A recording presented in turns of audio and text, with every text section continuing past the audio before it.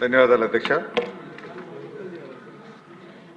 Minister గారి సమాధానంలో సుమారు 1,45,000 ఎకరాలు ఇండస్ట్రియల్ పార్క్స్ కింద ఈ రాష్ట్రంలో వివిధ కేటగిరీల కింద కొంచెం రిజర్వ్ చేస్తున్నారు. మీ విప్పులు కొంచెం మాటలు తగ్గించాలి. విప్పులు ఎక్కువైపోయారు, మాటలు తగ్గించండి. మీరు ఇచ్చిన సమాధానంలో స్పష్టంగా ఇప్పటికీ కూడా అన్డెవలప్డ్ ల్యాండ్ పార్సిల్ 20,356 ఎకరాలు ఉంది అధ్యక్ష.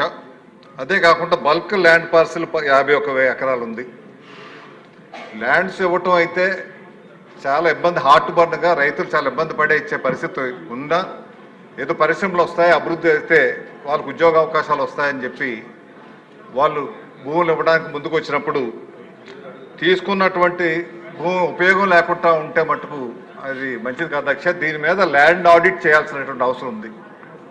ఎంత ల్యాండ్ అలాట్ చేశారు, ఎప్పుడు అలాట్ చేశారు, అలాట్ చేసినాక వాళ్ళకి ఇచ్చినటువంటి పరిమితి 2-3 సంవత్సరాలు అది పూర్తి చేశారా లేదా, లేకపోతే అది ఎందుకు క్యాన్సిల్ చేయలేదు, ఆడిట్ చేయాలి అధ్యక్ష. గత ప్రభుత్వంలో ఇటువంటిదే చాలా లార్జ్ స్కేల్లో అక్రమాలు జరిగాయి అధ్యక్ష. మీకు ఉదాహరణకు ఒక లేపాక్షి మీకు ఐడియా ఉంటుంది, ఇండస్ట్రియల్ కారిడార్లో సుమారు 10,000 ఎకరాలు, 9,000 నుంచి 10,000 ఎకరాలు కేటాయించి దాని మీద రుణాలు తీసుకొని అక్కడ ఏ పరిశ్రమలు పెట్టకుండా మళ్ళీ బ్యాంక్ ఆక్షన్కి అయితే అవి ఆక్షన్లో 500 కోట్లు తీసుకొని ఈ 1,000 కోట్ల ప్రాపర్టీని వాళ్ళు దారాదత్తం చేసుకునేటువంటి పరిస్థితి వెళ్ళింది అధ్యక్ష. తర్వాత సబ్సిక్వెంట్గా గవర్నమెంట్ ఏదో నిర్ణయాలు తీసుకొని అవి రద్దు చేసే కార్యక్రమం చేసినట్టుంది, అదేమిటో తెలియదు కానీ బట్ అటువంటివి జరగకుండా చూడాల్సినటువంటి అవసరం ఎంతైనా ఉంది అధ్యక్ష. దీంతో పాటు ల్యాండ్ లోజర్స్ ఎవరైతే ఉన్నారో, పరిశ్రమలకి భూములు ఎవరైతే ఇచ్చున్నారో వారికి తప్పనిసరిగా అక్కడ ఉన్నటువంటి అవకాశాల ప్రకారంగా కనీసం నాన్ టెక్నికల్గా వారి అర్హత బట్టి ఆ ల్యాండ్ లోజర్స్కి ఉద్యోగాలు ఇచ్చేటువంటి అవకాశాన్ని కల్పించే విధంగా ఒక విధి విధానాలు రూపొందించాల్సినటువంటి అవసరం ఎంతైనా ఉంది అధ్యక్ష. వారికి ఉద్యోగం రాదు, వారికి ఇచ్చినటువంటి తక్కువ ల్యాండ్ ఎక్విజిషన్ కాస్ట్ కూడా వాళ్ళు సంవత్సరం 2 సంవత్సరాలు. సభ్యులకు మనవి, సైలెన్స్ ప్లీజ్. ఎవరైనా మాట్లాడుకోవాలి తప్పనిసరి అనుకుంటే దయచేసి బయటికి వెళ్ళిపోండి తప్ప సభకి అంతరాయం కలిగించవద్దని చెప్పి అందరికీ వినతి. అర్థం చేసుకోండి దయచేసి. ఈ విధంగా గారు మీ విప్స్ సమావేశం ఉంటే సభకు ముందే మీరు సమావేశం అయితే మంచిది, కానీ సభను కంట్రోల్ చేయడానికి విప్పులను కంట్రోల్ చేయడం ఇబ్బందిగా ఉంది. కంటిన్యూ చేయండి సార్. సభను కంట్రోల్ కానీ విప్పులు కంట్రోల్ చేయడానికి అధ్యక్షుల వారు. అదేవిధంగా ఏదైతే ఈ భూములు ఇచ్చి సర్వస్వం కోల్పోయినటువంటి భూ యజమానులు ఎవరైతే ఉన్నారో వారు పూర్తిగా నష్టపోతున్నారు అధ్యక్ష. వారు ముందే కోట్లాది రూపాయలు ల్యాండ్ కాస్ట్ పెరుగుతుంది, కానీ వారికి అందులో కనీసం ఒక ఉద్యోగ అవకాశం, ఎటువంటి ఉద్యోగ అవకాశాలు కూడా లేనటువంటి పరిస్థితి ఏర్పడ్డది అధ్యక్ష. ఈ పరిస్థితి నుంచి సవరించాలంటే ఒక నిర్దిష్టమైనటువంటి విధి విధానాలు ఉండాల్సిన అవసరం ఉంది. వారికి ఎంప్లాయ్మెంట్ ఏ రకంగా ఇవ్వాలి, భూమి పోయిన ప్రతి కుటుంబం నుంచి ఒకరికైనా సరే అక్కడ ఉన్నటువంటి పరిశ్రమలో ఉద్యోగాలు ఇవ్వాలి.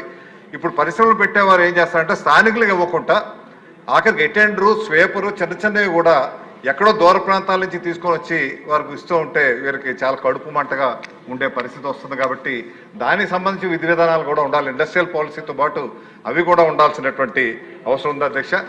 దీంతో పాటు ఎక్కడైతే ఇండస్ట్రియల్ పార్క్స్ ఉన్నాయో అక్కడ ఐటీఐ, పాలిటెక్నిక్ పెట్టి అక్కడ ఉన్న పరిశ్రమలకు అనుగుణంగా అక్కడ భూ నిర్వాసితులకి కొంత కోటా పెట్టి వారికి అక్కడ చదివించి వారికేమో నైపుణ్యాభివృద్ధి చేసేటువంటి శిక్షణా కార్యక్రమాలు కూడా ఏర్పాటు చేయాల్సినటువంటి అవసరం ఉంది అధ్యక్ష. మనకు స్టీల్ ప్లాంట్ మీకు తెలుసు, ఎప్పుడో 60s, 70sలో వచ్చినటువంటి స్టీల్ ప్లాంట్కి 25,000 ఎకరాలు కేవలం 2,000 రూపాయలతో ఇచ్చినటువంటి రైతులు ఇప్పటికీ ఆ కుటుంబాల నుంచి ఆర్ కార్డు ఇచ్చారు, కానీ ఇప్పటికీ ఉద్యోగాలు లేనటువంటి పరిస్థితి ఉంది. కాబట్టి అటువంటి ఒక నిర్ణయం తీసుకోవాల్సినటువంటి అవసరం ఉంది. మాకైతే అనకాపల్లి జిల్లాలో అచ్యుతాపురం SEZలో చాలా పెద్ద SEZ అధ్యక్ష, సుమారు 12-13 ఎకరాలు ఉంటాయి మా విజయ్ కుమార్ గారి నియోజకవర్గంలో. కానీ అక్కడ కూడా భూ నిర్వాసితులకి ఉద్యోగ అవకాశాలు లేనటువంటి పరిస్థితులు ఉన్నాయి అధ్యక్ష. కొత్తగా వచ్చేటువంటి నక్కపల్లిలో కానీ అందువల్ల వాళ్ళకి ఎంప్లాయ్మెంట్ జనరేషను, వారి స్కిల్ ఇంప్రూవ్మెంటు ప్రత్యేకమైనటువంటి శ్రద్ధ తీసుకొని గవర్నమెంట్ ప్రోగ్రామ్స్ ఎట్టాగా ఉన్నాయి, ఈ ప్రోగ్రామ్స్ వారికి ప్రత్యేకంగా వారికి రిజర్వేషన్ ఇచ్చి వారికి చేయాల్సినటువంటి అవసరం ఎంతైనా ఉందనేసి కోరుకుంటూ, మన ఇండస్ట్రియల్ పాలసీలో మనకి నెల్లూరులో ఎట్టాగైతే ఇండస్ట్రియల్ క్లస్టర్ చెన్నైకి దగ్గరగా ఉంటుందనేసి పెట్టాము. శ్రీ సిటీ చాలా వెల్మింగ్ రెస్పాన్స్ వచ్చి చాలా సక్సెస్ఫుల్గా నడుస్తున్నటువంటి పరిశ్రమ అధ్యక్ష. అదేవిధంగా మీకు అనంతపూర్లో కూడా కారిడార్, డిఫెన్స్ కారిడార్ అని, ఎలక్ట్రానిక్ కారిడార్ అని, డ్రోన్ కారిడార్ అని వివిధ రకాలుగా అభివృద్ధి చేయాలని ఎట్లా అనుకుంటున్నారు. అదేవిధంగా శ్రీకాకుళం మీకు భువనేశ్వర్ దగ్గరగా ఉంది కాబట్టి శ్రీకాకుళంలో కూడా అటువంటి మంచి ఇండస్ట్రియల్ కారిడార్ ఏర్పాటు చేసేటువంటి అవకాశం ఉంది అధ్యక్ష. అటువంటి కార్యక్రమాలు కూడా చేయాల్సిందిగా కోరుతూ, మరొకటి ముఖ్యంగా మనకి అనకాపల్లి నియోజకవర్గంలో, అనకాపల్లి జిల్లాలో కోడూరులో కానీ ఒకటి రాజుపాలెం ఇండస్ట్రియల్ పార్క్స్ ఉన్న అధ్యక్ష. వాస్తవానికి అయితే మంత్రి గారు చెప్పింది 59 ఎకరాలున్నారు కోడూరు, కానీ వాస్తవానికి అక్కడ 400 ఎకరాలు ఉంది అధ్యక్ష, ఇంకా ఉపయోగించుకుంటా ఎక్వైర్ చేసి ఉన్నది. అదేవిధంగా రాజుపాలెం వల్లూరు దగ్గర కూడా సుమారు 300-400 ఎకరాలు ఉంటుంది అధ్యక్ష.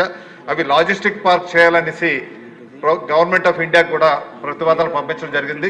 వాటికి కావాల్సినటువంటి అప్రోచ్ రోడ్స్ కూడా ఉండాల్సినటువంటి అవసరం ఉంది కాబట్టి అవన్నీ ఆ ఇన్ఫ్రాస్ట్రక్చర్ కూడా తయారు చేసి అవి త్వరితగతిన ఉపయోగంలోకి వచ్చే విధంగా ఏవైతే బేరన్ ల్యాండ్స్ ఏవైతే ఎక్విజిషన్ చేసుకొని ఖాళీగా ఉండిపోయినటువంటి స్థలాలు ఏవైతే ఉన్నాయో 20,000 ఎకరాలు, 51,000 ఎకరాలు, సుమారు 70,000 ఎకరాలు ఉంది కాబట్టి వీటిని ఏ రకంగా అభివృద్ధి చేస్తారు, అక్కడ భూ నిర్వాసితులకి ఏ రకంగా ఉద్యోగ అవకాశాలు కల్పిస్తారు, తప్పనిసరిగా కొంత కేటాయించి వారికి ఉద్యోగ అవకాశాలు కల్పించే విధంగా ఉండేటువంటి ఇండస్ట్రియల్ పాలసీ తప్పనిసరిగా ఉండాల్సిన అవసరం ఉంది. మన ఇండస్ట్రియల్ పాలసీ కూడా అమెండ్ చేయాల్సిందిగా మీ ద్వారా మంత్రివర్యులు కోరుకుంటున్నాను అధ్యక్ష. మంత్రి గారు ఒక్క నిమిషం, ఇది నోట్ చేసుకుంటే ఇంకొక సప్లిమెంటరీ ఉంది, ఒకేసారి మీరు